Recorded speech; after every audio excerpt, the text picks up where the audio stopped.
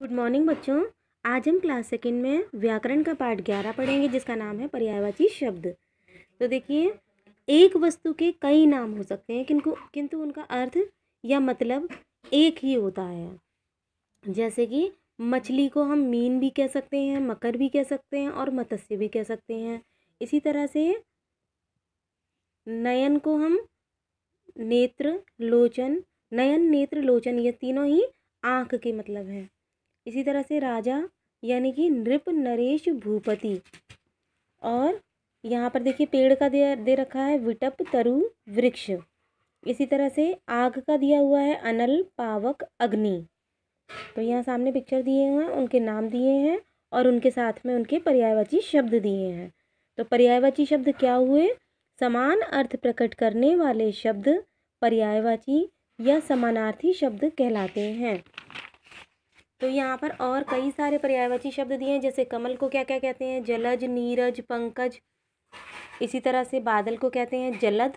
देखिए जलज, लज यानी जल में उत्पन्न, और जलद जल को धारण किए हुए, तो यानी बादल। तो इतना फर्क है। फिर देखिए नीरद, मेघ। फिर देखिए समुद्र का पर्यायवाची जलधि, नीरधि, अम्बुधि। फूल का पर्यायवाची देखिए पुष्प, सुमन, कुसुम। नदी का सरिता, तरंगिणी, तटिनी। दूध का देखिए दुग्ध, क्षीर, पय। दिन का देखिए दिवस, दिवा, वार। रात का देखिए रजनी, रात्रि, निशा। धरती का पृथ्वी, भूमि, धरा। आकाश का नभ, गगन, अंबर। सूरज का दिनकर, दिवाकर, रवि। चंद्रमा का शशि, सुधाकर, सोम। हवा का अनिल, पावक, वायु। अनल होता है आग और अनिल होता है हवा। जल का देखिए अम्बु, नीर, पानी। पुत्र का बेटा, सुत, तनय। पुत्री का बेटी, सुता, तनया। सांप का देखिए नाग, विषधर, सर्प। गाय का देखिए गौ, धेनु, सुरभि। कृष्ण का देखिए केशव, माधव, मोहन। अमृत का सुधा, अमीय, पीयूष। फिर इसके बाद इसकी एक्सरसाइज पर आ जाते हैं। तो इसकी एक्सरसाइज में सबसे पहले दिया है सही पर्यायवाची शब्दों पर गोला बनाओ। तो यहाँ पर जो इसका राइट पर्यायवाची है उस पर आपको गोला बनाना है। तो देखिए सूरज का राइट पर्यायवाची होता है रवि, तो मैंने यहाँ रवि को गोला बनाया है। नदी का जो सही पर्यायवाची है वो है सरिता। कमल का सही पर्यायवाची है जलज। तो इस तरह से गोला बना देंगे उसमें। फिर इसके बाद देखिए सही शब्द छांट कर खाली स्थान भरो। तो देखिए आकाश और डैश पर्यायवाची है, तो यहाँ आ जाएगा नभ। समुद्र को डैश भी कहते हैं, तो यहाँ आ जाएगा जलधि। सांप को डैश भी कहते हैं, तो यहाँ आएगा सर्प।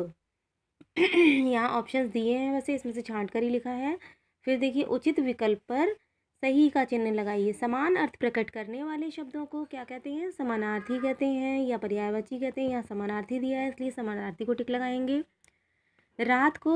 रात का पर्यायवाची नहीं है, तो देखिए रात्रि, निशा, रजनी सब रात के पर्यायवाची हैं, लेकिन दिवा दिन का पर्यायवाची है, इसलिए इसको राइट टिक लगाएंगे। फिर यहाँ पर दिए हैं, तो देखिए यहाँ पर मिक्स करके इन्होंने पर्यायवाची शब्द दे रखे हैं। तो यहाँ सब चित्र के अनुसार आपको यहाँ लिखने हैं। जैसे कि ये किस चीज़ का पिक्चर है? तो नाग का। नाग को और क्या कहते हैं? विषधर, सर्प। सब कुछ मैंने इसी में से ढूंढ करके यहाँ लिखा हुआ है। फिर देखिए ये पिक्चर है भूमि का। भूमि को कहते हैं पृथ्वी, धरा। इस तरह से ये चित्र है आपका सूर्य का, तो रवि, दिवाकर, दिनकर। ये कृष्ण का है, तो देखिए केशव, मोहन, माधव। ठीक है, अब कॉपी में ये सब कुछ बुक में तो फिल करना ही है जैसे मैंने किया है, लेकिन इसके साथ साथ इसके ये जो फिलअप्स हैं, रिक्त स्थान है, इनको आप कॉपी में करेंगे। इसके साथ साथ ये जो है इसमें पिक्चर बनाने की कोई ज़रूरत नहीं है। इस तरह से मेरी तरह हेडिंग डालेंगे पर्यायवाची शब्द, और नंबर 1, नंबर 2, नंबर 3, नंबर 4 ऐसे करके चारों पर्यायवाची शब्द लिख देंगे। जैसे नाग का डैश लगाकर विषधर, सर्प। ठीक है ना। पृथ्वी का डैश लगा के भूमि, धरा, कॉमा लगा के, है ना। रवि का दिवाकर, दिनकर। केशव का मोहन, माधव। इस तरह से आप चारों को कर देंगे। आई होप कि आपको समझ में आ गया होगा। Thank you.